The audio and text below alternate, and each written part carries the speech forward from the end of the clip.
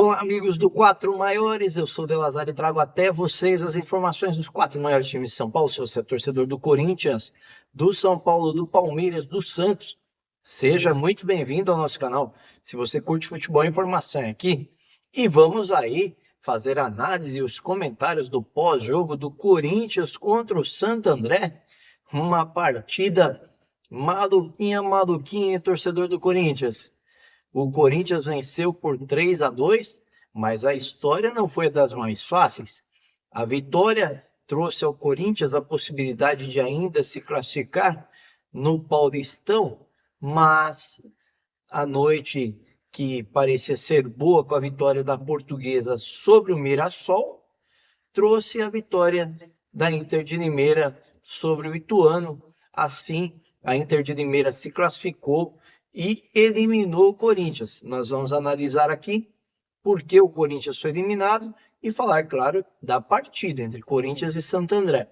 O Corinthians, que começou ali com o Santo André num jogo equilibrado, os 10 primeiros minutos, o Santo André teria ali 3 chances de escanteio, buscando o ataque, e o Corinthians aos 11 surpreendeu com uma bola cruzada de Ranieri para Yuri Alberto, mas ao analisar, o VAR chegou à conclusão que o jogador tocou com o braço na bola e o que deu aí o impedimento do que seria o primeiro gol do Corinthians na partida.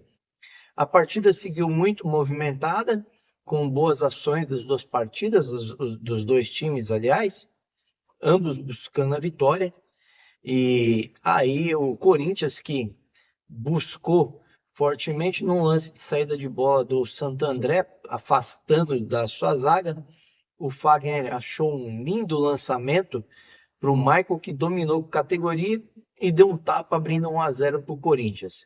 O Santo André até tentou buscar ali um lance de mais perigo em bolas paradas, mas não conseguiu no primeiro tempo. No segundo tempo, o Santo André teve um escanteio que a bola pegou no travessão. O Corinthians teve uma cabeçada do Yuri Alberto a queima-roupas, mas o goleiro Luiz Daniel do Santo André operou um milagre, fez uma bela defesa, até que começaram ali a acontecer umas mudanças no time do Corinthians e o Yuri Alberto pegou ali um toque de bola numa saída errada do Santo André, deu um tapa, fez o gol dele ali, o quinto dele na competição, e abriu 2-0 para o Corinthians, perto ali dos 30 minutos, 32 minutos do segundo tempo.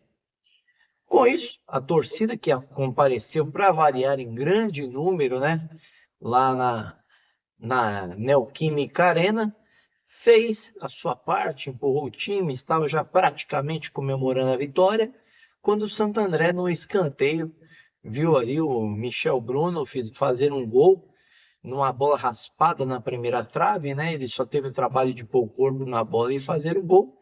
E aos 41 do segundo tempo, o Johan, atacante do Santo André, pegou um bate-rebate na área e empatou a partida para a frustração dos mais aí de 40 mil torcedores do Corinthians que estavam na arena. E o que aconteceu? O Corinthians foi em busca do gol e saiu o primeiro gol de Pedro Raul aos 95 minutos, né? Mais conhecido como 50 minutos. Não vou dizer que foi um cruzamento, vou dizer que foi um passe na cabeça do Pedro Raul, que cabeceou muito bem e fez o 3-2 para o Corinthians, daquele jeito que o corintiano gosta, né?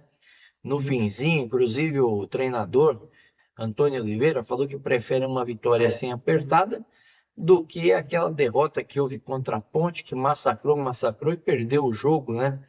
Então ele prefere o cenário até desta forma. O Yuri Alberto também em entrevista parabenizou o Pedro Raul pelo primeiro gol do centroavante com a camisa do Corinthians.